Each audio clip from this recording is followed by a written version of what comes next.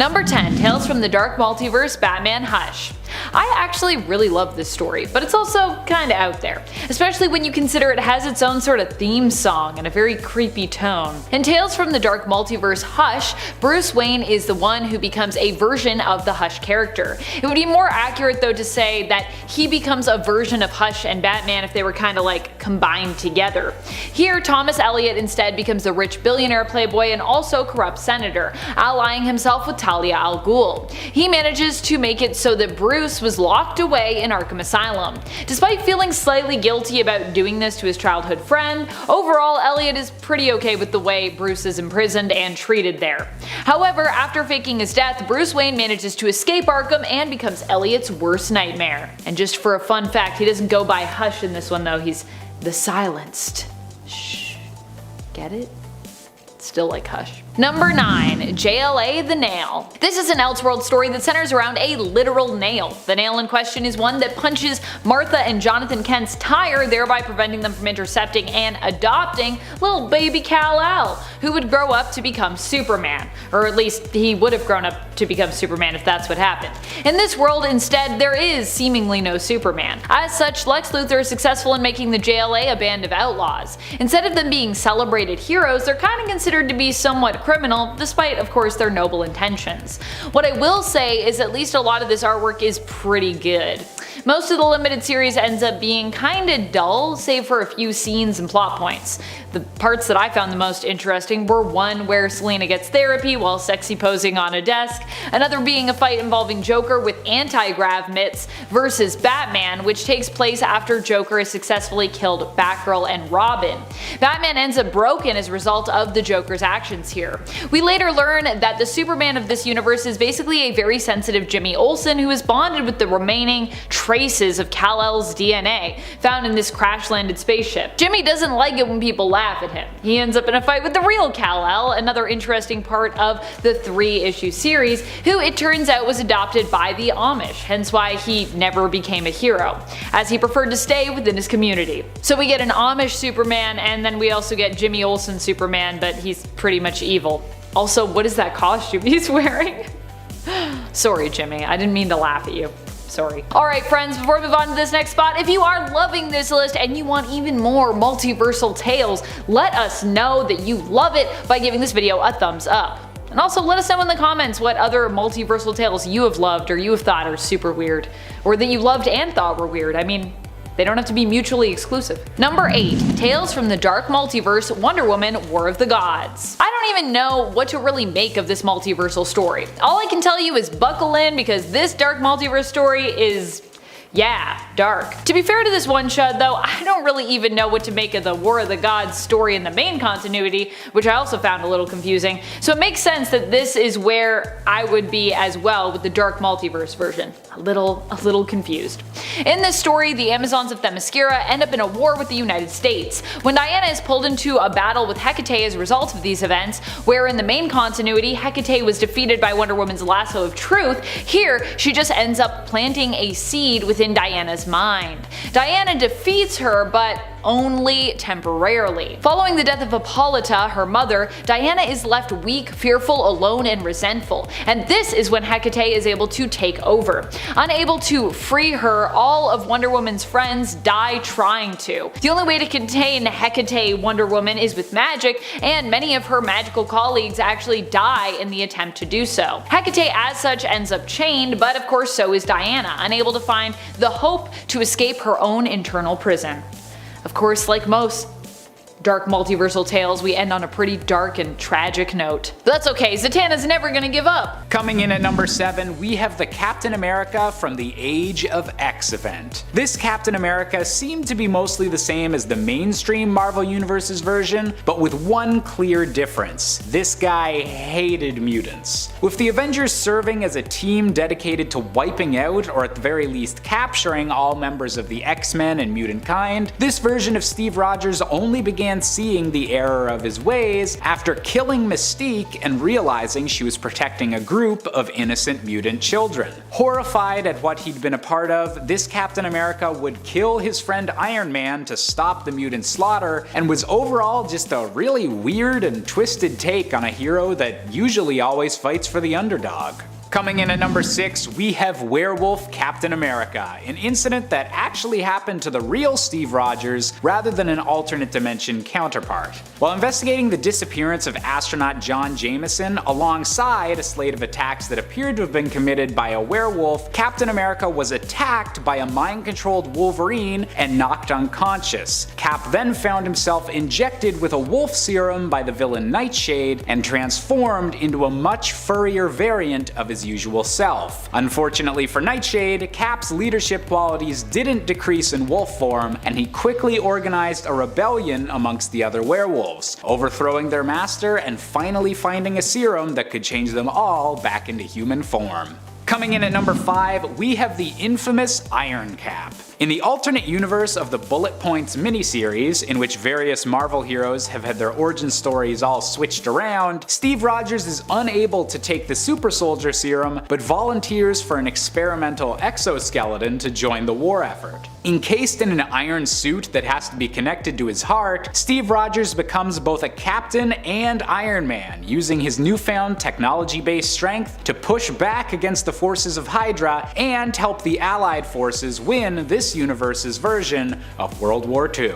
Coming in at number 4, we have the Captain America from Earth 9997. In this dark alternate universe, the doctor that gave Steve Rogers the super soldier serum was actually a Hydra agent working for the Red Skull undercover, and Steve Rogers was actually chosen because of his blonde hair and blue eyes being an ideal manifestation of the Aryan race. While this Cap had a long career fighting against the forces that wound up creating him, the weirdest twist came after this Steve Rogers died in battle, falling to multiple bullets. This version of Captain America was revived by the being Mar-Vell and turned into a member of the Avenging Host, a league of angels that sought to help the people of Earth cross over to the other side following their deaths. I know Steve Rogers has always been a good man, but becoming a literal angel? Definitely a bit of weirdness going on there, Marvel. Coming in at number 3, we have Captain Colonies. Throughout the Marvel multiverse, each universe has their own member of the Captain Britain Corps, a multiversal group that bands together to take on threats that one universe alone couldn't handle. While this character was mainly just used as a one-off joke appearance, the implication of Captain Colonies is that in this world, the American Revolution never happened, and thus Steve Rogers' transformation into Captain America instead kept him being allied with the British colonies. The flag on his costume may have changed, but hopefully Steve Rogers keeps all of his usual heroics. Coming in at number 2, we have the Ape Captain America from Earth 8101. That's right, you can't have a weird alternate versions list without at least a couple animal entries, and on this alternate Earth, everyone is a primate-based version of their original forms. While Steve Rogers in this reality was merely a very intelligent gorilla, he was actually frozen in ice as an act of betrayal by the vampire Baron Blood, who took his place and misled the Avengers into starting an ape civil war. Luckily, the true gorilla Steve Rogers was eventually freed and led the Ape Vengers once more after defeating Baron Blood once and for all. And finally, coming in at our top spot, we have the ghostly Captain America of Earth 7116. During the war in Afghanistan, a young soldier named James Newman believes his troop is saved by the sudden appearance of Captain America. However, when he asks his squad mates about the incident, they all seem to believe that it was James that accomplished their rescue. In this universe, Captain America is lying comatose under the surveillance of the US government, but is somehow sending out his spirit to American war zones in need and possessing soldiers in order to keep them safe. This is definitely the weirdest power set that Steve Rogers has ever been depicted having, and it's honestly one of the odder interpretations of Captain America's status as a member of the US military. I mean, weird possessing soldier ghosts? You gotta draw the line somewhere, Marvel. Coming in at number 10, we have the undead Doctor Strange from the Marvel Zombies universe. While this version of Stephen Strange was able to avoid the initial outbreak of the zombie virus that destroyed their version of Earth, he was eventually tragically bitten and converted into a member of the undead army while defending a dimensional doorway that would have allowed the zombie swarm to invade and infest other realities. The newly zombified Doctor Strange now uses this doorway to peer through the alternate worlds of the Marvel multiverse and find ideal worlds for the zombie invasion to begin anew, making this a very weird but also very dangerous interpretation of Doctor Strange. Coming in at number 9, we have the Soldier Supreme, a very odd combination of Doctor Strange and the Punisher. On an alternate Earth where vampires have killed most of the world's heroes and converted much of the normal population, one of the few vigilantes remaining is Frank Castle. Possessed by the spirit and knowledge of Dr. Stephen Strange as a last-ditch effort to save this reality, the Punisher and the Sorcerer Supreme combined into a single vampire-slaying enemy, turning the Punisher's violent tendencies into the last defense against an unstoppable vampire army. Coming in at number 8, we have the Ultimate Universe version of Doctor Strange, aka Stephen Strange Jr. In the Ultimate Marvel Universe, this version of Doctor Strange that we're introduced to is actually the son of a more traditional interpretation of the character. Following in his father's footsteps, Stephen Strange Jr. eventually becomes the Sorcerer Supreme following his dad's disappearance. But the odd part that gets him on this list is unfortunately his over-the-top and needlessly nasty death. During the Ultimatum event, a highly controversial storyline in which Magneto wiped out millions of lives and resulted in dozens of over-the-top and edgy deaths for many Marvel heroes, Doctor Strange had his head popped like a literal balloon by Dormammu possessing his cloak. Most people dislike this event because of how deliberately edgy it tried to be, and with an anticlimactic death like this, it's really not hard to see why. I mean, his cloak?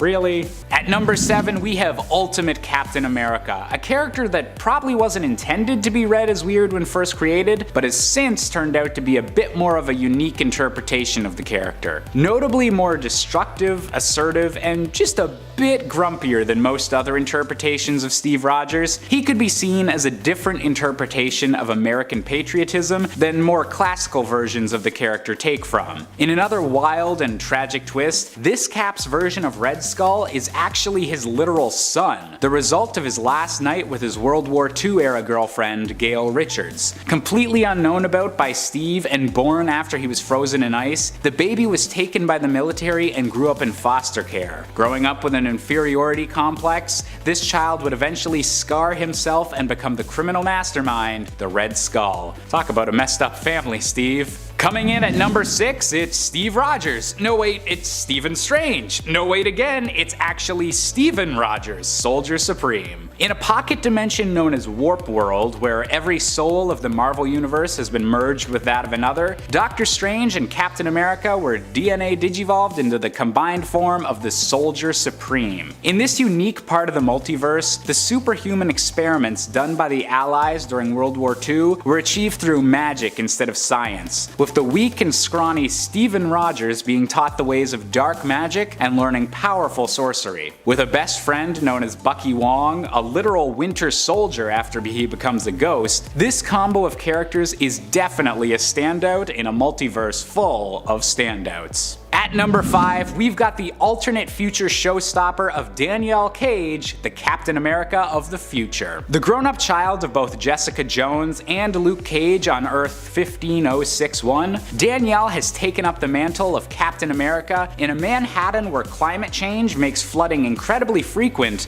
and gangs roam the streets. With her own arch nemesis in the form of the Golden Skull, Danielle Cage is also one of the physically strongest Captain Americas throughout the multiverse, inheriting both the strength-based power sets of her parents and letting her yeet that red and blue shield as hard as it's ever been thrown before.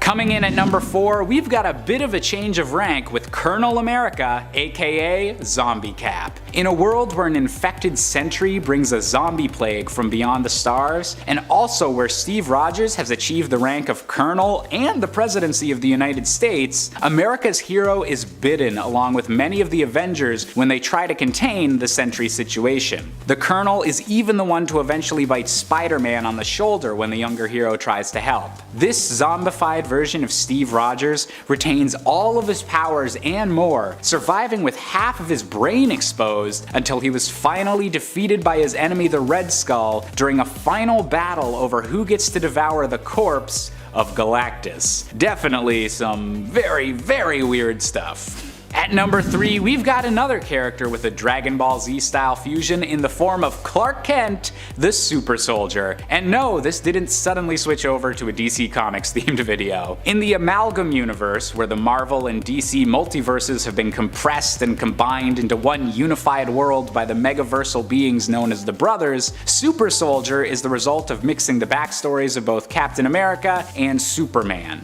Clark Kent is a young man from Kansas who winds up receiving his powers of strength, heat vision, and flight not from being a Kryptonian, but by volunteering for the Super Soldier program to help America during the Second World War, a process which is spied on by a very mischievous Jimmy Olsen. He would go on to fight the leader of Hydra, a version of Lex Luthor, and Super Metallo, a combination of Metallo and Red Skull's usual brand of killer robots. Double the trouble, double the fun. Coming in at number 2, we've got a version of Captain America that doesn't even need America. That's right, it's Captain Avalon. Coming from a Marvel universe inspired by classic sword and sorcery fantasy, this version of Cap is merely called Stevan until his son, funnily enough named Stevan Jr., is kidnapped by the Dreadlord, an evil alternate version of Baron Zemo. While he doesn't appear to have any actual magical abilities or equivalents to the Super Soldier formula, Captain Avalon is a brave knight at the peak of human condition, and his red and blue shield still brings the core of this classic character to light, even if America doesn't really exist in this Game of Thrones style world. And finally, coming in at the top spot for our weirdest alternate versions of Captain America, we have a choice that's not even human. That's right, it's Captain Americat. Hailing from Earth 8311, the very same world that's home to the spectacular Spider-Ham, this version of Cap is named Stephen Mouser, leads a group of superpowered animals known as the Scavengers, and in another groan-inducing animal pun, most notably led them into battle against the supervillain Moltron. While his appearances have mostly been related to side stories compared to Spider-Ham's main adventures, Captain Americat is definitely the oddest version of Steve Rogers that we've yet to see in the Marvel multiverse. Coming in at number 10 is Kang the Conqueror. Kang is a little bit of an interesting pick for this list, as he totally can be stopped and has been multiple times. Thanks to the advanced time period he comes from though, Nathaniel Richards has an increased lifespan, making him look 40 when he's actually 7 years old. That's fine, that doesn't make him unstoppable. What makes him unstoppable is a couple of things. For starters, as most people know, Kang has a huge relationship with time. A version of this guy exists at almost all moments of the time stream, and not just one version of him, as there have been Kangs from different universes that have shown up as well. So not only can Nathaniel Richards show up at any point in the time stream in any of his numerous identities that all have their own long history, but his alternate universe versions are almost always said to make an appearance in his place. And then, on top of that, until recently, Nathaniel had the ability to transfer his consciousness to another body when he passed away. Nathaniel, Ramatut, Iron Lad, Kid Immortus, Scarlet Centurion, Immortus himself, Mr. Griffin, he who remains, whatever you want to call him, Kang the Conqueror is pretty much unstoppable. Number 9. Galactus. The being formerly known as Galen of the planet Ta lived before the modern cosmos in the previous cosmos. Galen gestated with the sentience of the universe for billions of years, transforming into the devourer of worlds, finding sustenance by ingesting entire planets, preferably those with living sentient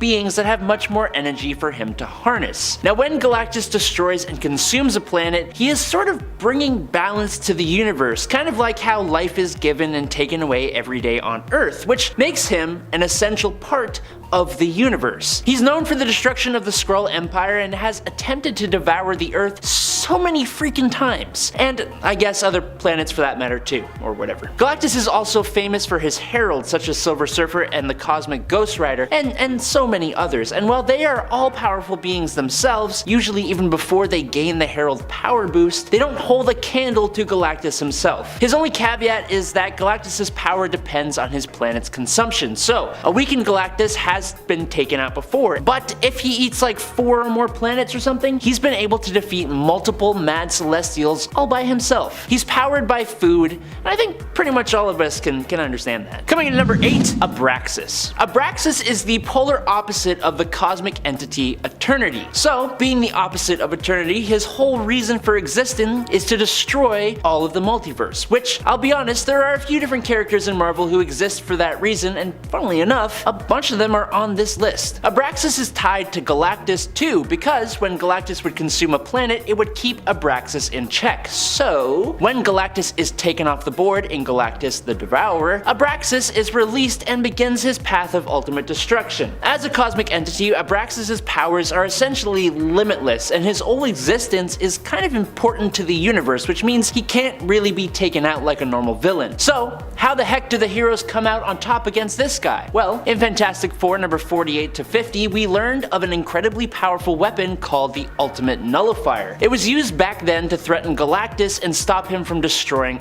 our Earth. Now the heroes, specifically Reed Richards, ended up using the Ultimate Nullifier to essentially rewrite reality, destroying reality and remaking it so that Abraxas just never existed. That's the route we had to go to here. Kinda makes you wonder why Marvel would even write such a powerful villain in the first place, but And at 7, Phyla-Vell. After Genis-Vell, then known as Captain Marvel, previously destroyed and recreated the universe, the new version was subtly altered with Phyla-Vell's existence being one of the changes. Phyla-Vell was the second artificially created offspring of Captain Mar-Vell, who was created by her mother Elysius in the new universe because her first attempt, Genis-Vell, had been so successful. She fought her brother, who was insane at the time, and in the process of helping to restore his sanity, she then tried to claim the Captain Marvel title, though her brother refused to give it up. To save Rick Jones' girlfriend Marlo Chandler, Genis had to travel to the future to see what would be the cause of her future demise. He asked Phyla to stay behind on Earth to keep watch over Marlo, and in doing so she encountered the being known as Magus, who tried to kidnap Marlo. She and the telepath Moondragon foiled the plot, and Genis returned to Earth shortly after, telling her that he stopped a villainous plan to release Magus hundreds of years in the future, but wouldn't explain how. But like, bro, I just fought him, couldn't you have done that a little sooner? And at 6, AI Avengers. This android-based Captain Marvel was one of the many robotic versions of the Avengers created by Raz Malhotra, which were in turn inspired by Egghead and his AI Avengers. They were dispatched to fight off the Hulk and the forces of Hydra at the Mount, but were ultimately destroyed. But I mean, like, come on. An AI version of Captain Marvel is pretty weird, but honestly, based on what I talk about on Top 10 Gaming, it's par for the course for me. Halfway through into number 5, Genis-Vell.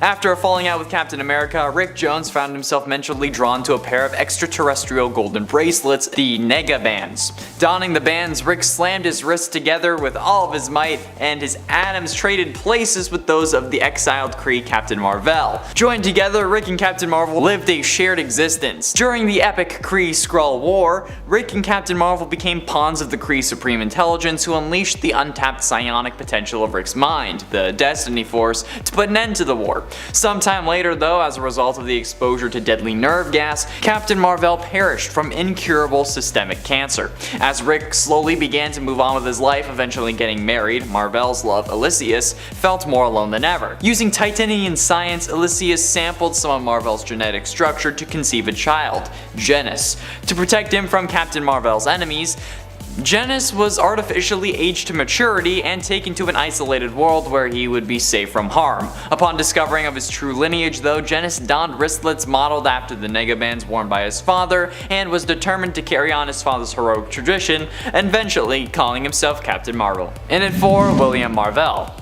William Marvell, also known as Billy Marvell, was the combination of both versions of Captain Marvel from both DC and Marvel in the shared amalgam Earth. This version of the character shares the powers of both Captain Marvel and Shazam from the DC universe, since originally Shazam was named Captain Marvel. This version of the character was also a member of the Judgment League Avengers and first appeared in JLX #1 from 1996. On this Earth 9602, he's actually a young boy who, when shouts the word Kree, transforms into a super scientifically enhanced adult hero. His fellow members of the Judgment League Avengers are not aware of this secret though.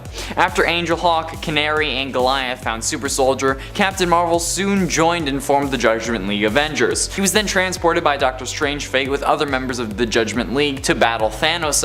When Mariner was accused of blowing up oil freighters, the US government branded him an eco-terrorist, and Captain Marvel and other non-Metamutant members of the JLA captured him and imprisoned him without a trial. So, kind of a little wishy-washy on the whole morals thing. Getting close to the end, and in number 3, MCU Captain Marvel. Carol Danvers is depicted as a former US Air Force fighter pilot who was given superhuman abilities when a lightspeed engine test went wrong, and she was exposed to the cosmic energy of the Tesseract and subsequently transformed into a human Kree hybrid known as Veers via blood transfusion. In 1995, on the Kree Empire's capital planet of Hala, Danvers, then known as Vers, suffered from amnesia and recurring nightmares involving an older woman, particularly as a former Air Force test pilot who acquired cosmic energy force powers from the Tesseract after an explosion that wiped her memory. So, you can kind of see where that was going.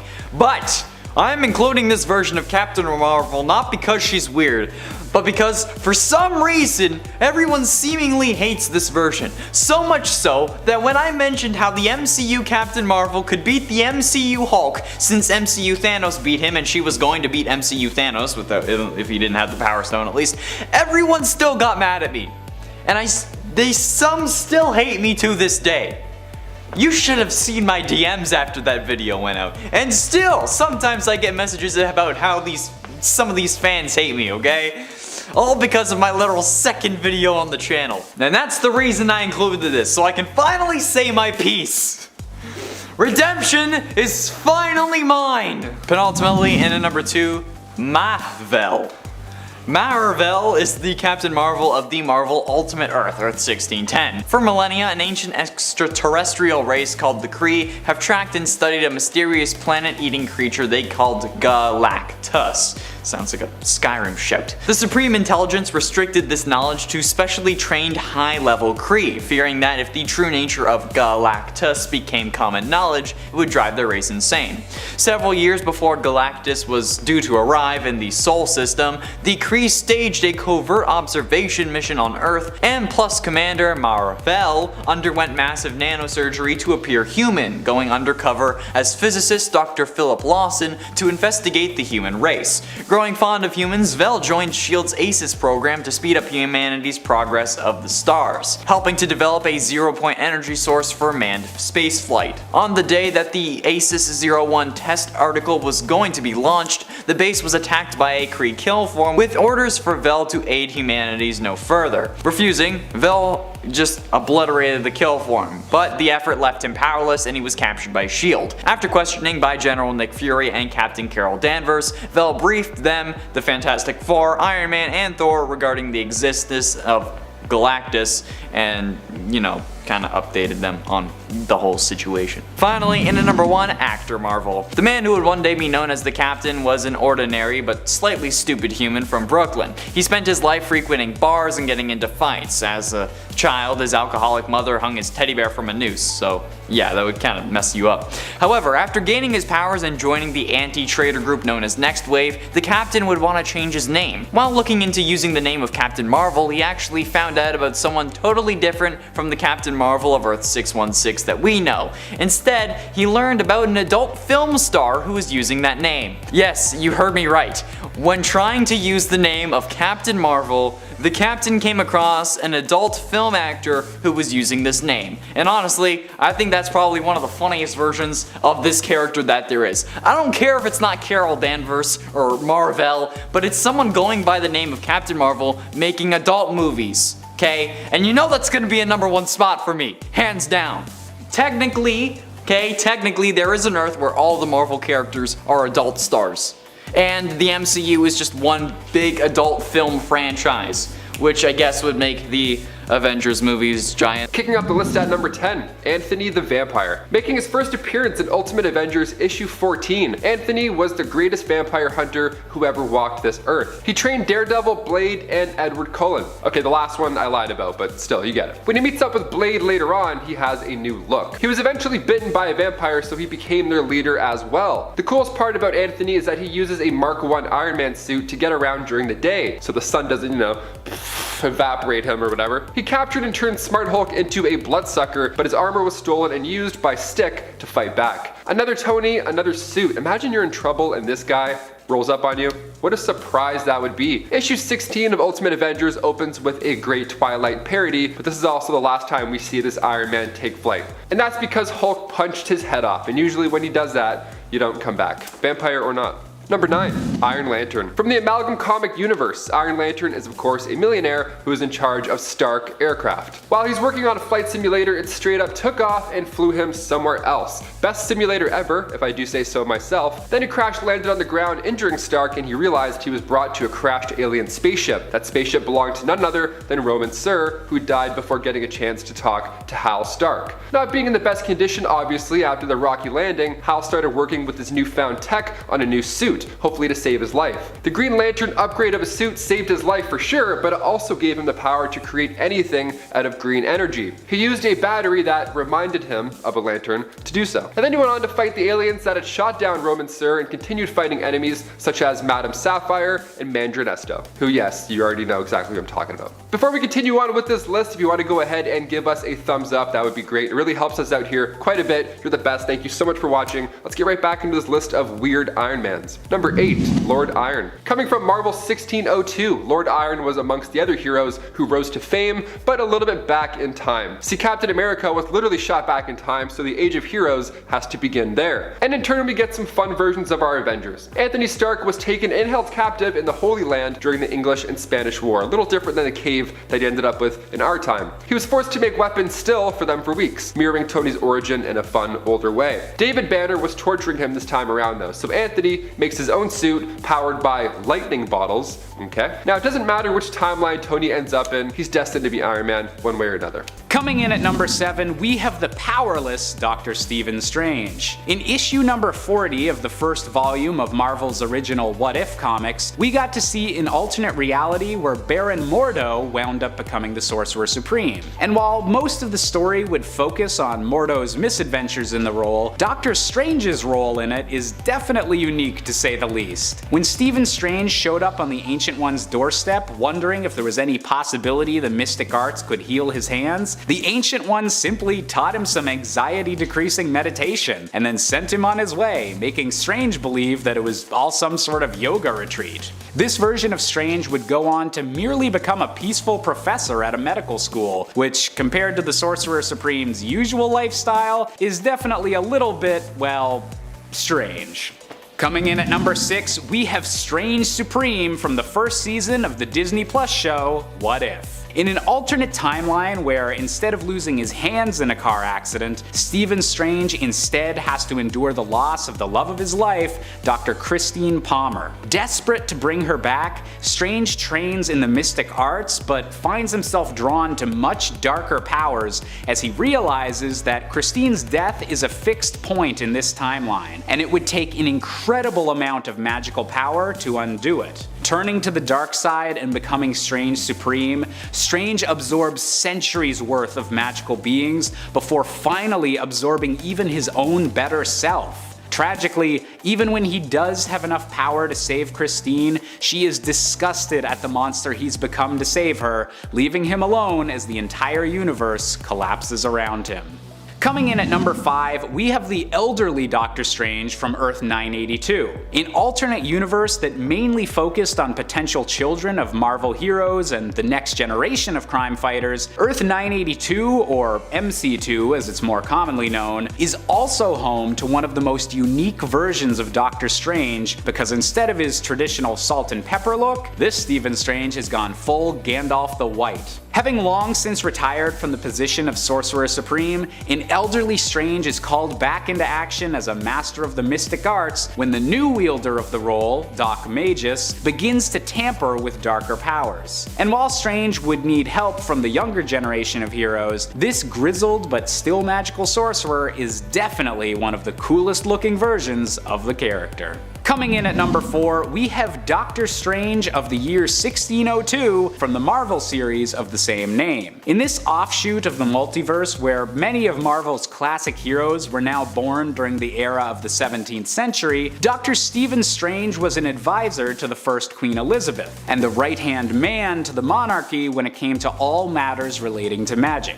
This old-timey take on the character would be weird enough on its own, but gets extra bizarre when you consider that this version of Strange was eventually executed by the monarchy for treason, but continued to give guidance to this Earth's heroes as a ghost from the afterlife. Talk about not retiring when your time is up, am I right? Coming in at number 3, we're back in the world of animal puns with Croctor Strange. That's right, Loki isn't the only magical hero with an alligator alter ego. Hailing from the same reality as the meme-worthy Spectacular Spider-Man, Croctor Strange is an anthropomorphic crocodile who learned his magic from a being known as the Rancid One and often clashes with the pig-themed Dormammu. And if that's not punny enough for you, this version of Strange is also a member of the Unhumanati instead of the Illuminati, which also features a mouse-themed version of Iron Man. Ooh, and I thought they said Disney taking over wouldn't have any weird side effects. Coming in at number 2, we have a wild combination with the DC universe with Doctor Strange Fate. During the Marvel vs. DC miniseries of comics, an alternate reality known as Amalgam Comics was born, featuring combinations of iconic DC and Marvel heroes put into one body. One of the most notable of all of these crazy combinations was the being known as Doctor Strange Fate, a three-way mix-up between Dr. Stephen Strange, Dr. Charles Xavier, and the DC hero Dr. Fate. Man, this guy's got more PhDs than a diploma factory. With all of these magical, telepathic, and reality-warping powers combined, Dr. Strange Fate was incredibly powerful, but one of the weirdest aspects of the character was the fact that he knew he was just a temporary creation of a crossover event, and thus spent much of his time attempting to find a way to keep his reality ongoing. How very meta of you, Doctor Strange Fate. And finally, coming in at our top spot is the only Doctor Strange variant with feathers. We have Ductor Strange. Hailing from the same weird world as Howard the Duck, aka Earth 791,021, you might be wondering why a duck-themed version of Doctor Strange is labeled as weirder than a crocodile-themed one. And that is because this Ductor Strange is also a drunk. Studying under the ancient wino, this Strange's version of communicating with spirits is literally drinking spirits, although he does still possess enough magical energy to be able to transport himself and various other duck-themed heroes to different dimensions, including the mainstream Marvel universe. Just maybe lay off the booze a little bit, I'm not sure how well birds can handle their liquor. Coming in at number 10, we have the Captain America of the Revolutionary War, Stephen Rogers. Now, this version of the character is a bit arguable of whether they're canon or not, as they were initially introduced as an ancestor of the regular Marvel Universe's Steve Rogers, but since then have been treated as an alternate universe story. Fighting on the side of the Americans during the American Revolution, this Captain America had no superpowers of his own, but was just an experienced soldier with a shield fighting against an early incarnation of the Hellfire Club. In an oddly tragic twist, however, Stephen Rogers wound up dying in one of the last battles of the Revolutionary War when he was randomly struck by a stray cannonball. Not exactly the most heroic end for a Captain America, but hey, they can't all be as epic as Endgame. Coming in at number 9, we have John Walker, specifically the version seen in the Disney Plus show, The Falcon and the Winter Soldier. Following Sam Wilson's rejection of taking on the role of Captain America and wielding the shield following the retirement of Steve Rogers, the American government attempts to turn combat veteran John Walker into the next generation Captain America. Unfortunately, John has a whole host of undiagnosed mental issues and feelings of inadequacy, and following the death of his partner Battlestar, he violently kills a civilian while being videotaped by the whole world. And although John had seemingly calmed down enough to be on the good guys team for the season finale, it looks like his future in the MCU might just be as a Dark Avenger, something very different than what Steve Rogers originally stood for. Coming in at number 8, we have Roberta Mendez, the Captain America of the year 2099. In a possible alternate future for the Marvel Universe, Roberta was the wife of an operative for Alchemax, a giant corporation with way too much control of future civilization. Roberta was forcefully injected with the super soldier serum by her husband without her knowledge, giving her all of the abilities of Captain America, but also fracturing her mind so that she would have no memory of her own exploits as a superhero. Wielding an energy shield and wings instead of the vibranium weapons of her predecessor, this new Captain America initially fought solely for Alchemax's Avengers team, but soon began to utilize her heroics for the good of everyone and not just for a giant corporation. Number 7. Iron Man Noir. Coming from the Noir series, Iron Man of Earth 90214 had to go all the way to Atlantis to fix his heart problem. What am I talking about? Let's find out. Tony in this reality was an industrialist adventurer. It feels like National Treasure almost. We meet Tony and the crew and they're looking for something called the Jade Mask. This mask that was said to cure any kind of ailment, so he figured, hey, it's worth a shot to fix the old ticker. It didn't work, so some traitors then revealed themselves once the mask was found, so Tony and Rhodey escaped and returned to New York. He goes on yet another treasure hunt with Rhodey, this time to Atlantis, because he heard a rumor that this power source could also do wonders to his heart, maybe, perhaps. Tony gets the trident and again he gets betrayed. Zemo and his forces were strong enough to kidnap Pepper, and Tony and Rhodes need a new plan. They travel to Zemo's castle, and it's then that it's revealed that Zemo is actually Tony's father, brainwashed by Strucker. And he was also equipped with Iron Man suits because action and adventure. As far as Noir storylines go, Iron Man isn't my favorite, but the whole Nathan Drake vibe that Tony has is still quite fun. And also, Atlantis. It's kind of weird. Dive in. Number 6. Earth X. Also known as Earth 9997, this version of Iron Man hit the pages back in Earth X issue 0. This time around, the human race is at risk due to the release of Terrigen mists. So Tony decides, you know what, I'm just going to isolate myself, not being sure how the mist would react, which is a fair point. So in turn, he would wear his armor all the time, then eventually he made an Iron Manor in New York. Super cautious, you know, with today's stuff going on, you can't really blame him. He went even further when he decided it was best to create his own team, the Iron Avengers. Guy was super paranoid. So eventually Galactus did come along, so Tony used his Iron Manor and distracted the Celestials beforehand. Now during this, Tony lost his life. Some wreckage impaled him, and for the first time in a while, Tony was able to breathe open air. How, you ask? Well, he died, and his soul immediately went to the realm of the dead, and that's when Captain Marvel's soul recruited him for an army set to take on death. Which is, first of all, nuts, because even after you die in Marvel Comics, you can't just chill out in heaven. You have to go fight another war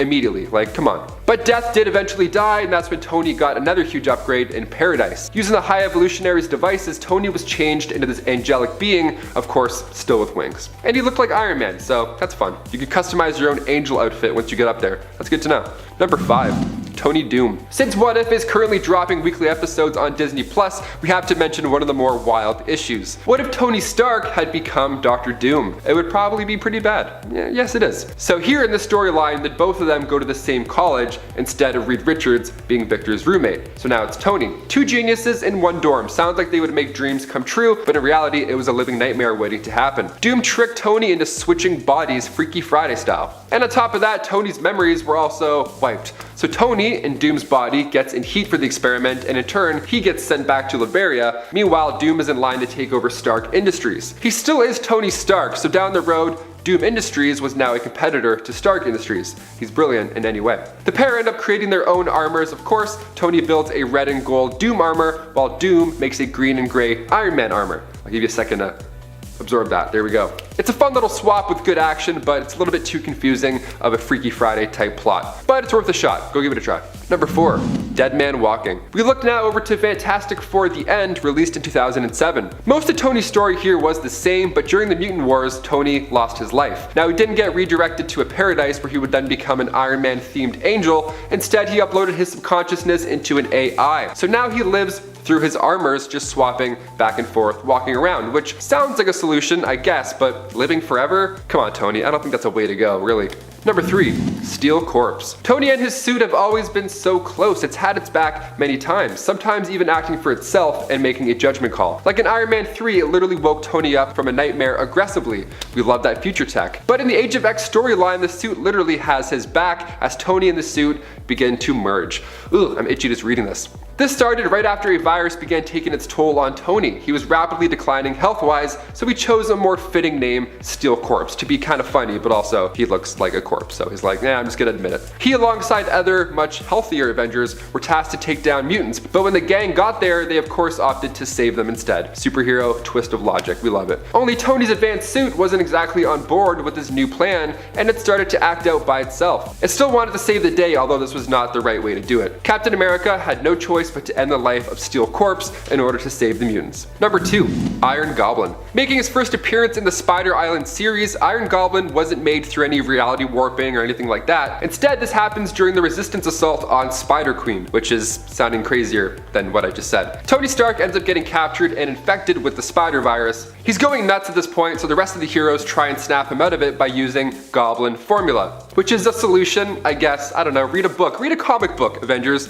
Something bad's gonna happen. So we went from being a spider monster to Iron Goblin. Pretty crazy 24 hours for Tony. Tony was still Tony after this point though, despite the evil green look on his face. Like he even said Norman stole his armor before, so he was just evening it out. Haha, he's funny. He's still Tony, nice. But as time went by, every minute that passed, that formula started to in fact change Tony. Like for example, he was flying around on the glider, although he can fly with his suit. It's not looking good. He knew he was going insane, so he sacrificed himself when the Queen's army attacked. Still a hero nonetheless, although he's mean and green and throwing pumpkin bombs. And finally, number 1, Iron Hammer. Coming from Warp World, Iron Hammer, aka Stark Odinson, first came to life in issue 3 of Infinity Wars. So when Gamora had the Infinity Stones, she trapped everybody's soul in the Soul Gem, and then folded the universe in half, which resulted in all of our heroes merging together. Pretty fun. So rightfully referred to as Warp World, we soon get to meet Soldier Supreme, Ghost Panther, Weapon Hex, and Iron Hammer. Stark Odinson in this pocket universe is the son of course of Howard Odin, chieftain of Asgard. He has the Iron Hammer armor, and of course he has a massive literal hammer of the gods to get the message across. Being a combination of both, he can face powerful villains like Stane Odinson, who is a blend of Loki and Obadiah Stane, and even Madam Hell, one of the coolest looking versions definitely, and also one of the more powerful. A great note to end on. And at 10, Poison. Poisons are a species of crystalline extraterrestrials spawned by the Poison Queen. Originating on Earth 17952, the Poison spent an unknown amount of time as prey for larger, stronger creatures before discovering that they could assimilate symbiotes and their hosts to become more powerful. Poison Captain Marvel was the Poison who assimilated venomized Captain Marvel of Earth 81622. Poison Captain Marvel attacked D-Man and Rage on Manhattan Bridge alongside Poison Killer Thrill, Poison Hyperion, Poison Gamora, and Poison Thing in order to attract more powerful heroes. Kind of a burn. This attack led to the creation of Poison D-Man, Poison Rage, and Poison Thor. However, this poison most likely died along with the others when the Queen was killed by the time-displaced Jean Grey. And at 9, Imposter. Part of a training program with the intent of eventually replacing Earth's heroes, this Skrull was permanently turned into a copy of the Kree warrior Mar-Vell, to avoid any possible detection. However, a problem emerged when the real Mar-Vell died. So this Skrull was no longer useful in the training program, and he couldn't really return to his true form, preventing him from returning to his normal life. However, he wasn't just going to lie down and die, so the Skrull allied himself with 2 other Skrulls in the same situation, posing as the deceased heroes of John Proudstar and Adam Warlock. After some time, they had a run-in with Kitty Pryde, who they mistook for her Skrull imposter and then took prisoner. But realizing that she was the real deal and that Galactus was about to arrive, they let her go and joined forces with her and Wolverine in an attempt to save their people and the X-Men. The Skrull was ultimately gunned down by another Skrull when he attempted to stop a Skrull general from keeping people from getting on board a spaceship, I'm guessing to evacuate. And at 8, Rogue. When Rogue touched Ms. Marvel to absorb her powers, Carol grabbed onto her arm and didn't let go. So in addition to Carol's Kree DNA glitching up Rogue's powers, the prolonged contact caused each to end up absorbing the powers, memories, and personality of the others. They kinda swapped places. Rogue sought out Professor X's help, and afterwards she was sent to space as a consequence of an encounter with Brood. Rogue and Carol Danvers were briefly visited by Carol's counterpart from the Prime Marvel universe using the powers of the Reality Stone, since the gem links her to the other wielders of the gem in other realities, and they can all kind of like communicate, with the wielder of this Earth being Anna Marie. They talked about the differences between their lines before the visiting Carol was pulled to Earth 70875. But yeah, Rogue having Carol Danvers' powers, that's actually pretty weird. Number 7, Earth X. James Howlett from Earth 9997, and here he's actually not a mutant, he's pure human. We learned that Wolverine's ancestors were actually a group of early humans known as the Moon Clan. What happened was when the first celestial host arrived, it blocked out the moon, and the moon, to the Moon Clan, I mean, they worshipped the thing, so when it disappeared, so did they. They ducked out in a cave, they weren't sure what was going on, but they wanted no part of it. They were one of the few links of humanity that weren't manipulated by the Celestials. So Logan's natural DNA was now able to evolve, growing into his abilities like enhanced senses, bone claws, healing factors, all the good stuff. So when Charles recruited him into the X-Men, he might have been aware that Logan isn't truly a mutant. So next time there's a lunar eclipse, I'm gonna go hide in a cave somewhere up north. You know, just to see what happens. Number 6, Days of Future Past. In the Age of Ultron comic, we see again a dark future where the Avengers are getting whooped. Ultron is using Vision as a conduit from the future, like the world's most painful game of telephone, and the Avengers don't really see a way to get Ultron to stop, so they send Sue Storm and Logan back in time to find a solution. Now, Logan's solution was to just straight up kill Hank Pym to make sure Ultron isn't created. But in doing so, this opened a dark alternate future, so when they go back to this new timeline they've created, the Kree-Skrull Wars now move to Earth, and they run into the Defenders of that timeline, and also Logan of that timeline. That's a lot of Logans in one story, but is there ever enough? Really? No, never. Number 5, The Hooded Man. Making his first appearance in Fantastic Four issue 558, the Hooded Man is James Howlett from the year 2509. Now at this point, he had given up the whole Wolverine alias, and now he was calling himself the Hooded Man. Reminds me of Hawkeye when he turned into Ronin in like Endgame. We love hooded people, especially Robin Hood, he's OG.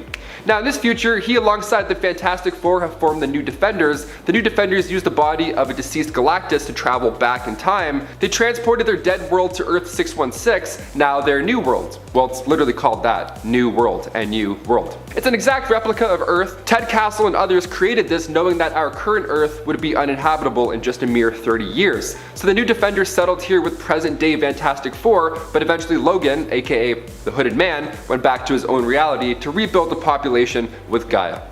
It's gonna be really busy. That's gonna be a busy time. Number 4, Helverine. First appearing in Wolverine Volume 4, Helverine was a fierce demon from the underworld, as if his name didn't maybe tip you off already. He first approached a man named Roger who hated Wolverine so much because he actually blamed the death of his wife on Wolverine. The demon then told Roger that if he joined the Red Right Hand, he would help him get revenge. So, sounds great, Mr. Demon, thank you so much. And then he disappeared. So he joined the organization, and he alongside other Right Hand members sacrificed a man and a woman in order to get the demon to come back again. The demon returned, took out those two people, and then in turn told Roger it was revenge time.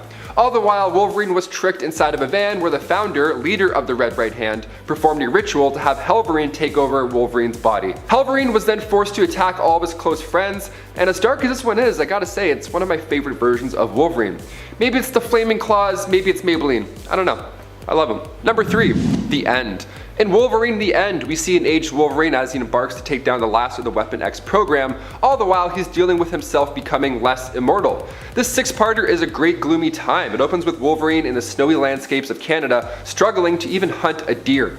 Now it hurts him to retract his claws, you know, super arthritis ain't a joke, and now he has long white hair, and I gotta admit, watching him struggle is depressing but really entertaining.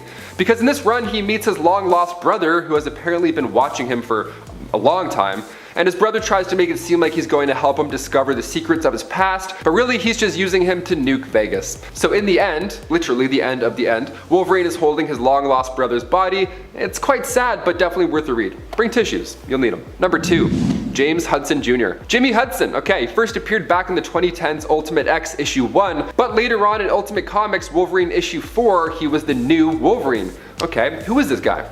So Jimmy Hudson is the son of Wolverine. So back when Logan was fighting in Iraq, he fought alongside a man named James Hudson, and they were pretty close because Logan trusted James enough to take care of his newborn son. Jimmy's last name was changed when the adoption became official, and Jimmy Jr. had no idea that he too was a mutant until his high school days. He took after his birth father even so. I mean, he was attracted to redheads, he was reckless, and of course, he was absolutely shredded. In Venomized, the Poison Hive invades Earth, and they force symbiotes to bond with various superhumans. When the X-Men helped out, Jimmy was bonded to one himself. And finally, number 1. Weapon H. Making his first appearance in Totally Awesome Hulk issue 21, Clayton Cortez was originally a Marine and former Eagle Star contractor whose team was originally hired to go after the villagers of Ujanka for sabotaging a Roxxon pipeline. Clay turned against his own men, saving lives, but he also put himself in a dark spot. He was captured and sold to Dr. Alba, head of Weapon X Batch H Division, which was this neat division that made Wolverine Hulk hybrids. Gotta love those. H Alpha was unlike the others because he wasn't recruited by Director Stryker, so he wasn't a true believer in his cause, and that Dr. Alba left more of his brain in there than the other subjects in hopes that he would train better. Okay, leave a little bit of brain left, see what happens. H Alpha had about 15 minutes to go in the incubation process when a group of mutants showed up and raided the place. So Dr. Alba released H Beta to buy time, but when H Alpha was finally done, he beheaded H Beta. And then the Hulk came in, which at the time was Amadeus Cho, and he came in to hold him back. It was just nuts. People are getting their heads cut off, there's Hulk hybrids everywhere. It's really loud, must be a really loud day. Once the Weapon X staff left, Weapon H stopped fighting, and then he jumped far away. Starting off our list with an honorable mention at number 10, we have Captain Carter. Normally, I'd put my girl Peggy higher up on any list, but since she's less weird and more awesome, we've gotta put her here. Captain Carter actually originally debuted in the Marvel Puzzle Quest video game during a celebration for Captain America's 75th anniversary, but was given a fully fleshed out backstory and has been a fan favorite ever since. In a universe where Steve Rogers is assassinated before he can be given the super soldier serum, Peggy Carter is instead the one who becomes an incredibly strong and iconic hero for the Allied forces. The comics would continue her adventures, with her universe's New York City coming under attack with nuclear weapons by the Red Skull, and eventually lead to her joining the superhero team the Exiles after their multiverse-spanning adventures brought them into contact. Next up on our list is the center point for one of the most controversial Marvel storylines of all time, the infamous Hydra Cap. Initially appearing to be the main Marvel Universe's Captain America, this version of Steve Rogers had grown up indoctrinated by Hydra's fascist ideologies and was actually sent to America to kill the creator of the superhuman serum for the Axis powers, but instead wound up deceiving his way into receiving the serum himself. Having wound up in the main Marvel Universe when their Steve Rogers was rejuvenated back to his usual age in a different storyline, this Hydra Cap was able to hide his evil intentions until the pivotal moment that he declared to the world those shocking words, "Hail Hydra." Seeing one of comics' most inspiring icons twisted in such a way was definitely unexpected, and definitely earns a surprising spot on this list. Coming in at number 8, we have the blood-sucking Vampire Cap. In a universe where Captain America fought and then lost against the villain Baron Blood, soon the entire Avengers team was overtaken by his vampiric disease. Consumed with a lust for both blood and power, this Steve Rogers began a year-long killing spree that culminated in killing Baron Blood and taking his place as the new Vampire King. This version had all of the benefits of the Super Soldier Serum, in addition to new vampire abilities such as healing so advanced, he was able to survive getting decapitated when facing off against several other Marvel heroes. I guess going for the head isn't as effective as we all thought. Number 7, JLA Act of God. Admittedly, this is a cool premise, but it just doesn't make a lot of sense, which is what's weird about it. In JLA Act of God and Elseworlds 3-issue miniseries, we get to explore a world where all the heroes of Earth have simultaneously lost their powers. Well, at least almost all of them anyways. How did this happen? Black light? Somehow the world being hit with a flash of black light results in almost everyone losing their powers. I guess normally superheroes don't go to raves or anything, where black light is, I feel very common. Although this is attributed to the black light, some might call it an act of God. A later on, very suddenly, devoutly Christian Diana Prince at least would probably claim that. Diana, haven't you met gods? How does that make sense? What's really ridiculous is in the first issue, as we go through the moment this happened the world over, we get to see just how diverse not only everyone's powers are, but also when it comes to the source of their powers, just how diverse it is. In one page we go from Steel losing complete control of his systems and suit as he plummets to his doom, to Aquaman losing his ability to connect with the creatures of the sea telepathically and his ability to breathe underwater. At the same time, Kyle Rayner also has lost control of his Green Lantern ring, which seems to now just be, I guess, a really unique and trendy looking accessory. How could a flash of black light affect almost everyone in this same way? Like I said, it's a cool premise, kinda wonky execution though. Like, how is Steel affected by this? Didn't Steel make his suit? I'm confused. Number 6. Facets. What happens when we get to see the Teen Titans as they be in a fantasy setting? Well, a whole lot of weirdness. Raven of course ends up evil, known as a deadly and beautiful sorceress, Queen Raven. She creates her own loyal servant and accomplice with Victor Stone, or at least she tries to, transforming him permanently into a cyborg. It turns out this isn't all that Raven's been up to though. She has a whole collection of prisoners whom she has transformed in some way, and when Cyborg refuses to join her, she also contemplates holding him there with the rest of them. So apparently she does this a lot. Seems like her deals with people don't usually work out. I guess she's just hoping that one day that'll change. She's like, I'll just keep doing it. Eventually someone will be loyal to me. If I try it enough times, it's gotta work. In this story, Coriander is a prisoner of some goblin mages who use cosmic energy to transform her into Starfire. The comic features an all-out battle between Raven and Starfire, joined of course by the rest of the Titans. Nightwing goes on a trip inside Phantasm's cloak, literally looks like he's tripping out, and eventually Trigon joins the party when he is summoned by his daughter Raven. You can check it all out in the 1994 New Titans Annual. It's weird. It's definitely weird. Also, some of these outfits are interesting. Number 5. Superman at Earth's End. I don't even know where to begin with this comic. Oh boy. Okay, so Superman here is one of the first iterations of course, the old man heroes to come that we've come to love so much. See, before there was Old Man Logan, there was Old Man Supes. In this Elseworld story, we are in a post-apocalyptic future where machines rule supreme and mutants basically run amok. Also, there is an army of Batmen and vicious biker gangs because, I mean, why not? The year I believe is 2102, so possibly this is what we'll be dealing with in just over 80 years time. Honestly, the way things are going, I could maybe see that being our future.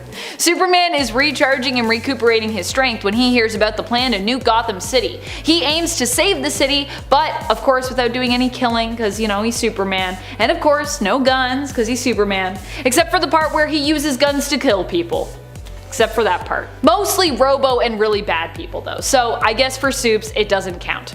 It features the famous "I am a man" memeable moment, which actually was shouted in response to an android by the way, so out of context it's really weird, but within context it actually like kinda makes some sense. It's still pretty weird, but it's not as weird. Also, shortly after claiming that he doesn't need weapons, Superman chooses to wield a ridiculous megagun known as the Expunger. It's crazy. I just love that he's like, I don't need weapons because I have powers.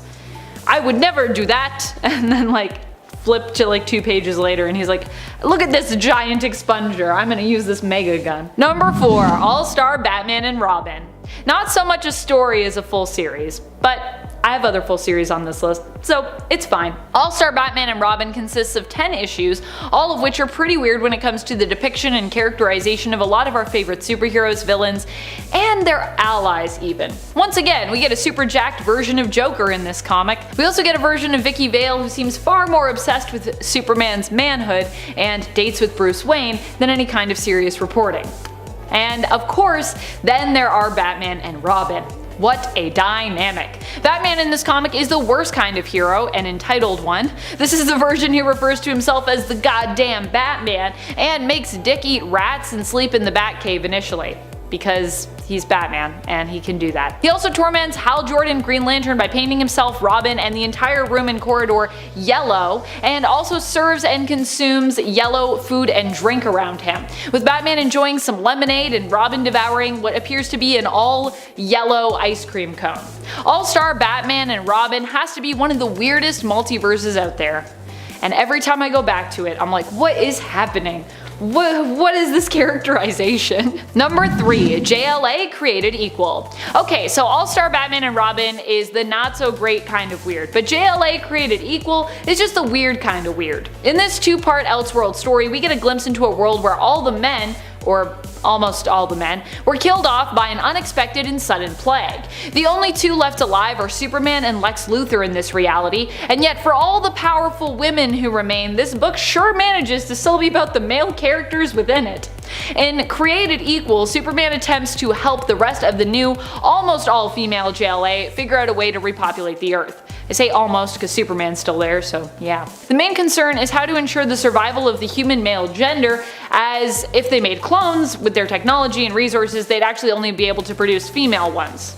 I guess they can't like tamper with the genes, they can't like tamper with the DNA, or I don't know how you make clones anyway, so I probably shouldn't tell other people how to do it. Eventually, Lois Lane and Clark Kent end up conceiving a son who is born and named Adam. He accidentally hugs his mother to death, and then Lex, being Lex, unleashes a plan to take control of all the young men who were created and raised on Themyscira, thanks to Adam's existence and his resilience. Also, he makes them all bald, because this is Lex Luthor. So, yeah.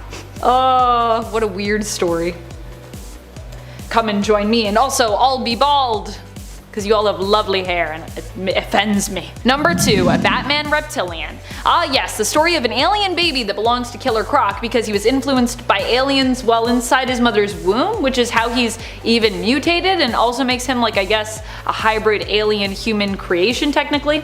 In this beautiful yet bizarre story, Batman is attempting to track down whoever is killing all of his rogues. What he finds out, though, is that it isn't any one of the other villains, but Croc's baby that he just gave birth to. Killer Croc, of course, didn't know that he could do that. I mean, neither did we. It turns out that this is a result of him being part alien in origin, or being tampered with by aliens when he was like a fetus. The newborn babe, it turns out, just wants its mama, but for what purpose remains to be seen. Killer Croc can't nurture it, as you know, he doesn't have like the biological equipment for that. After we get through that whole slog of that's not gonna work, it's also implied that the giant alien monster baby wants Croc to mate with it, which is also thankfully out of the question when it comes to Croc's willingness, so thank goodness, because I thought this better not be where this is going. Oh my goodness. Did I mention that Batman is also a huge jerk throughout this entire series? Cause yeah, this is Garth Ennis behind the writing wheel, and that is very much a thing. Which I'm not surprised by. That's kind of Ennis' whole thing, so yeah. I actually like Batman being a butt in that story more than I like him being a butt in Frank Miller's All-Star, so yeah. Number 1, Batman Last Night on Earth. This one was where the thumb came from in part 1 of this list. I had intended to actually include this story there, but then I got distracted by the Batman and Lobo crossover. Understandably so, I think, because that's also super weird. But that's fine, because it just means that Last Night on Earth gets a higher spot on this list of bizarre multiversal DC stories. Batman Last Night on Earth is a book that exists outside of the continuity and belongs to the DC Black Label line. Also, Reptilian is part of that same line, just so you know. Black Label primarily is made up of titles that are more adult in terms of their content and their themes. Here, that translates to Batman wearing a straitjacket version of his suit in a post-apocalyptic future, where Joker is just a head in a jar. They also end up fighting giant monster baby Green Lantern constructs in issue number 1, just to give you a sense of the level of weird that we're dealing with here. But it's like a fun weird. It's like a, I'd recommend this weird. I give it 2 weird thumbs up. Number 10, Lord Logan. With What If crushing it on Disney Plus currently, we have to take a look at this insane version of Logan from What If Volume 2, Issue 24. What if Wolverine was Lord of the Vampires? I'm still Team Edward, I don't care. The main difference is, of course, that Wolverine has a lust for blood this time around. Other than that, his characteristics don't change too much. His healing factor prevents him from turning, so he takes it upon himself to sink his own teeth into Dracula. Guy's a badass, go over Big D himself. One of the craziest parts here is when Wolverine quickly turns into a werewolf. He tells Dracula he's a quick learner, and now we have a new Dracula, Lord Logan. With Dracula's blood in him now, he loses any sense of humanity, and he's even more aggressive after than Dracula was. He turns over the New Mutants, he turns over the Hellfire Club, the Freedom Force, the Morlocks, everybody is getting bit. Dr. Strange was able to cast a spell to keep the undead out of his sanctum, but Vampire Juggernaut figured out a way and subsequently broke his body in one punch before becoming a snack himself. It's a pretty epic time. It's like a bat versus a wolf for a bit. It's great, go check it out. Number 9, Rancor.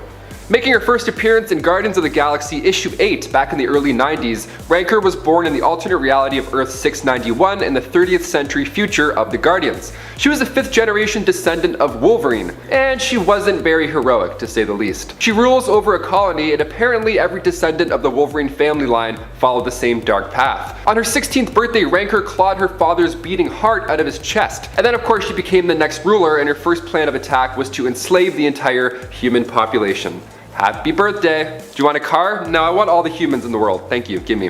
After the Guardians defeated her and destroyed her planet, she stole one of Wolverine's claws from the Shi'ar Museum and headed out for Earth. Now she alongside her lieutenants were captured and recruited by Dr. Doom, so Rancor helped Doom locate the Inhumans on the moon. She turned against Doom and was eventually rescued by the Guardians, but Doom had this pretty sweet weapon with him the whole time. But before we explain that weapon, if you want to go ahead and give us a thumbs up, those likes really do wonders for our channel. You're amazing, thank you so much for your support. Now let's get right back to the list. Number 8, Roboclaw. James Gunn has brought the Guardians to life in such a unique and fun way, but back in those early issues, we meet a pretty terrifying version of Logan. Dr. Doom revealed that he had Wolverine's adamantium skeleton and he had killed Logan at some point in the past, and then Doom transferred his own brain into the adamantium skeleton. So now he's like kind of like a robot version. It was pretty sweet. To see Rancor fight this Terminator version of her own family is pretty mind-bending. It's very entertaining. Rancor is using that same Wolverine claw that she found at the museum as a weapon, enforcing the fact that possessing a weapon means nothing without the ability to use it. She then stabs the Doom skeleton right in the eye, and that does the trick, followed by a little shock therapy. Number 7, Mephisto. Within the Marvel Universe, Mephisto is, for all intents and purposes, the devil. He isn't actually. Technically, he is a demonic hell lord who rules over his own hell-like dimension and enjoys stealing people's souls by tricking them, and he does that by pretending he is the actual devil, playing on people's fears, so basically, he's the devil. While Mephisto is within his dimension, which he calls hell, he is immortal, omniscient, and impossible to destroy. It's only when he ventures into other realms that he can be defeated, but doing so just kind of returns him back to his own dimension. He has been a major player in the Marvel Universe since his creation and has been either a key or supporting player for many major events. He was the Snake in the old Adam and Eve story. He was directly responsible for the creation of Ghost Rider. He's infamously erased the history of Peter Parker and Mary Jane's marriage in order to save Aunt May's life. I mean, he even popped up a hotel out of the ground in Las Vegas that manipulated the citizens and let him take their souls. He has been defeated and outmaneuvered multiple times, but he has never permanently been stopped. Number 6, the Phoenix Force. Now it's important to say the Phoenix Force is not a villain, technically. It is a cosmic entity representing all life in the Omniverse. The Phoenix Force will exist as long as there is, was, or will be life. If the Phoenix Force were to be destroyed, if that were even possible, all life would follow after it, as well as the ability for life to have begun in the first place. The Phoenix Force is just a force of nature, but it has been used as a darker force of power in the past. For example, when it inhabited Jean Grey during the Dark Phoenix Saga. It was at this time the entity was a villain, using Jean's insane levels of psychic power, which it then amplified to godlike levels. With this entity inhabiting her body, Jean and the Phoenix destroyed an entire solar system and attacked her fellow X-Men. Jean had to actually bring her own end just to stop what was happening, and when the Phoenix regained its memories of all the evil it had done, it brought Jean back to life to help make things a little better. And that's not the only time. There was the whole X-Men versus Avengers thing, and there was that time that Thane, Thanos' son, had the Phoenix Force. Almost every time the power of the Phoenix Force comes up, it usually corrupts its bearer and makes like a big stink. Like a huge stink. Big old fart. Number 5, Dormammu. Most fans of Doctor Strange know Dormammu. This being composed of pure magic energy rules the dark dimension and spends most of his time taking over other realities as he finds them. He's essentially immortal and capable of wielding godly power over magic, the dead, souls, and pretty much anything, really. When he is in our reality, he can be thwarted and returned to his own, usually by the Sorcerer Supreme, but within the dark dimension, he reigns supreme and cannot be taken down, like, at all. Using his vast magical abilities and the influence of his power, he he is constantly trying to invade our reality, and even when he is banished back or he is stopped, he always comes back eventually, and he has been doing this for millennia. Number 4. The Beyonder. The Beyonder is a singular entity with no duplicate versions of himself in other universes, similar to the Phoenix Force. And also a lot like the Phoenix Force, Beyonder is basically like a baby in that he is a younger member of a race called the Beyonders that are a near omnipotent alien race from a dimension outside of the multiverse. He is himself basically a whole universe. It's really hard to explain, but as he observes Earth in the Marvel universe and the various races, he gets a little curious, and the Beyonder decides to study and analyze life and humanity, good and evil and conflict, and to that purpose he pits Earth's mightiest heroes and villains against each other in the Secret Wars. Now, he did this by destroying an entire system of planets and creating Battleworld from the remains and from parts of Earth. So that's one level of power right there. Beyonder's powers surpass that of Eternity and the Living Tribunal, but that has been retconned recently. And he is capable of manipulating reality to his will, being able to pretty much do whatever he wants and then grant himself any power he wants. It was actually a huge treat though last year in the Defenders Beyond story when we learned that the Beyonder and his race were actually still in existence, and he was now an adult existing with the rest of the adult Beyonders outside of the multiverse and being all levels of wildly insanely powerful. There's a lot I skimmed over here to make it less confusing, but you should just go read all the Secret Wars if you want to see how crazy these beings actually are. Number 3. Sidorak. Sidorak, also known as the Destroyer, is an incredibly powerful extra-dimensional being who was worshipped as a god and as a demon by the primitive humans of Earth until he was banished back to the Crimson Cosmos, which is where he comes from. Now, as the Destroyer, Sidorak's main goal is to just cause destruction and raise destructive power. Simple as that. To do this though, from the Crimson Cosmos, and also to win a wager with 8 other godlike deities like himself, he created the Crimson Gem of Sidorak, which allows him to select a person to be his avatar, enhancing them to become the indestructible and immortal Juggernaut, which kinda gives us 2 different versions of Unstoppable all wrapped up into one package. You're welcome. Merry Christmas. That's for you. As the Juggernaut is essentially a physically unstoppable force of kinetic energy, unless you're the Hulk, I guess, then you can stop him.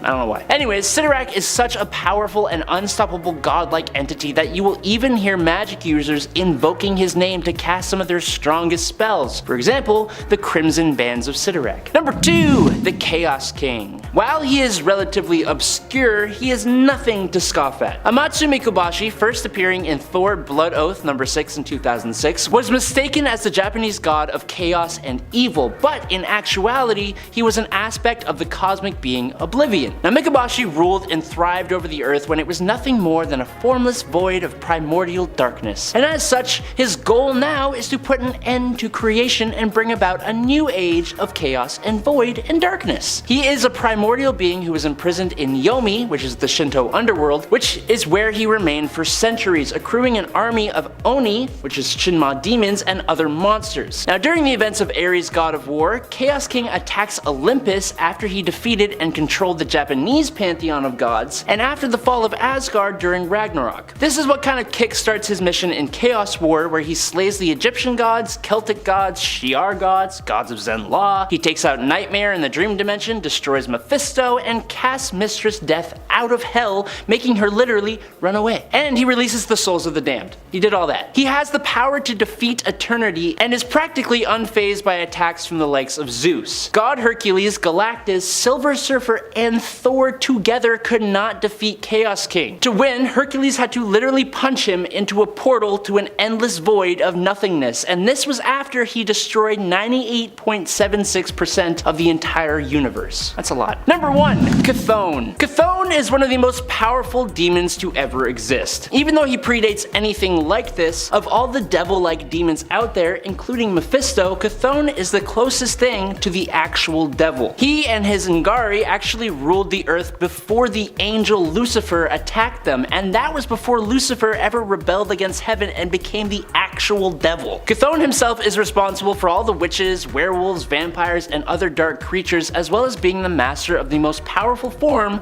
of magic, chaos magic, which is the same stuff used by the Scarlet Witch. The Scarlet Witch has altered all of reality with just a fraction of that magic, so yeah, It's a lot. His opposite, Oshter, is one of the 3 beings that make up the Vishanti, and they stand in direct opposition to Chthon specifically, creating the Book of Vishanti in response to Chthon's Darkhold. Other demons and dark sorcerers, including Dormammu and Mephisto, call on Chthon's name to cast some of their strongest spells, and the Sorcerer Supreme, Doctor Strange, was almost corrupted and permanently taken out by Chthon's mere presence alone. He is extremely hard to bring down, and even if you manage to do so, it's only a matter of time until he comes back.